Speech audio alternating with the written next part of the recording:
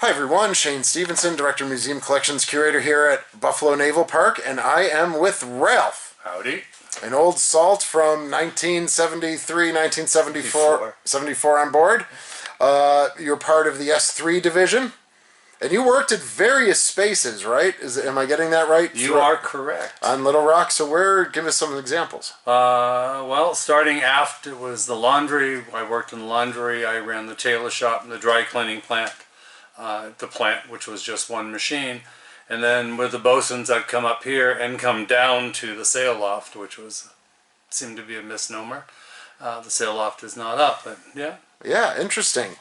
And so if you remember, about a month and a half ago, Stephen and I came down here because one of the blueprints said this was the sonar spaces. All right, we went up to the first platform, and we're on the second platform right now, and we saw that storage area, dry store area, and then we come down here. These three spaces, based on the blueprints, were sonar, and we looked at the mounting and the bracketing on the deck, and they seem to match.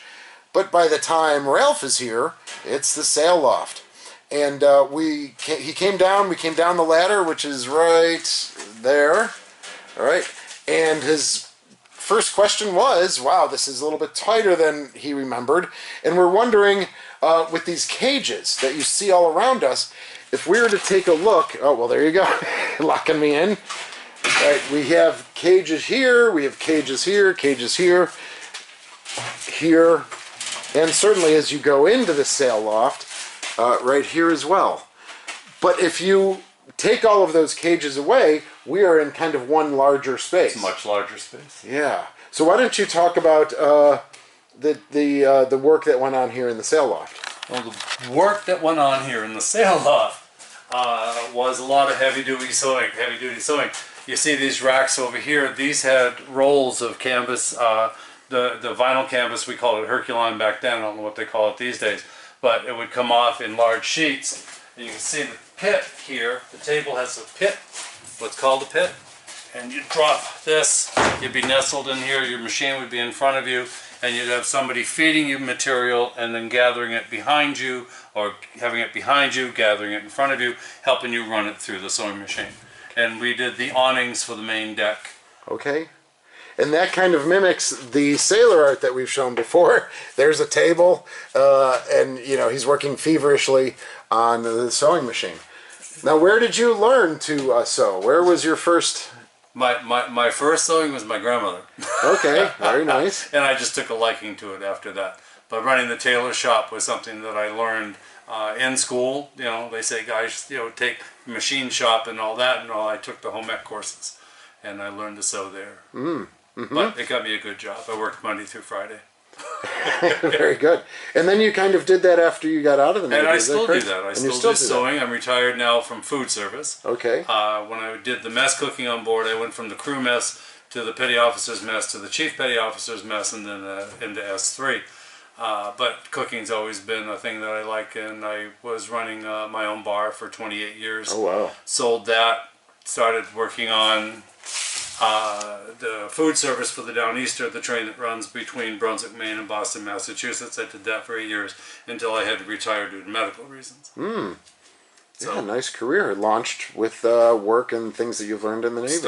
And I still do marine canvas. I do Bimini's and Dodgers on sailboats, that sort of thing, on runabouts. Very nice. Sorry, everybody. There we go. Now, if we turn here, you said you're not really recalling that room? I don't recall that space. I did have a storeroom down here somewhere. That could have been it. It was 50 years ago. The mind doesn't always serve you well. Understood. But we are going to go up to the first platform. Maybe something will ring a bell up there. We were hopeful that Ralph would have had his signature on the sailor art here, but alas, no, he did not find it. No. All right. Well, if it was, it got painted over. That's true. So, oh yeah. Well, do you want to go in here? Yeah, we'll go in here, and if you want to talk a little bit about this space forward up here was where all the signal flags were kept, the international flags. Whenever the signalmen had to run them up, they would come down here, sort them out, lay them out on the tables, get them in order, hook them, and then take them up and run them up. Well, store way down here was all the international flags, the country's flags, all the significant flags, the signal flags, the alphanumeric flags were all stored in these bins.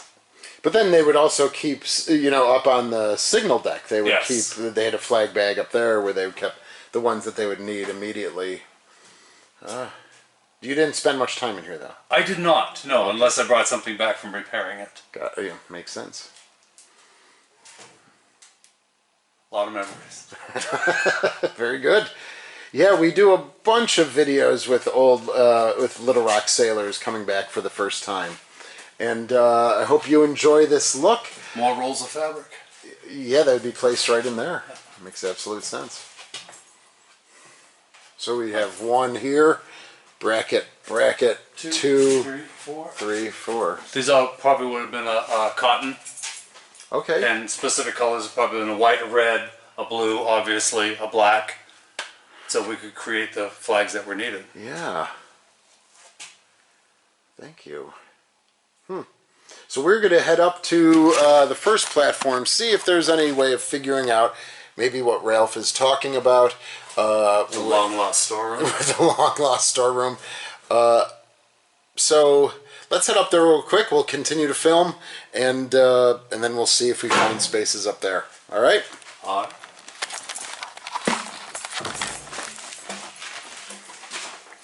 All right, sir.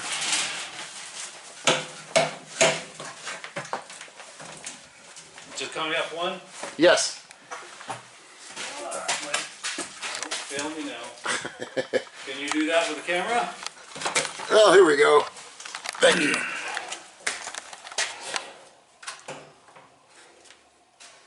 So is anything looking familiar right now? Well, I'm watching you climb with the camera here, so. Oh, I'm stuck again. Darn pieces. Thank you. There's the power in here. No. Again, they just seem so much bigger. No, they weren't. It was it literally? Oh, that wasn't there. No. Oh, degassing motor room.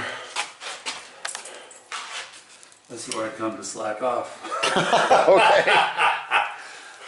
What are you doing? Counting inventory. Okay. Oh, we got space in here. Storeroom. Bigger.